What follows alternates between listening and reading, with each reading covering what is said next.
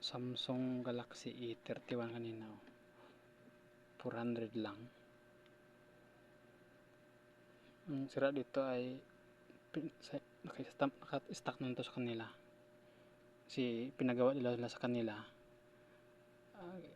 Pinaayos niya kasi bigla lang ito namatay na mag-charge. Singil siya 2,000 daw, mahal. Tapos hindi pa ito basag, sila nakabasag dito. Tapos yung pagdating dito, testing ko, charge ko dyan, no, namamatay yung yan, ibig sabihin yun, linis ko kasi puro kasi to kalawang dito, puro amag, inaamag lahat ng grounded. Nilinisan ko, tapos jumperan ko lang siya, dito, yun, gumana na. 2,000 gumana na siya.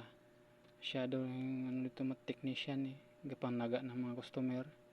2,000, sabi palitan daw ng battery, palitan ng ganito. Jumperan ko lang ng isang wire.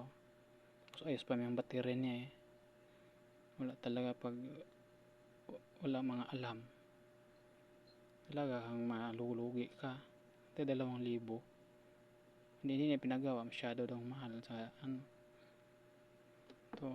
Ayos na, may 24% na, basag lang ibigay ko lang to sa anak to, palaruan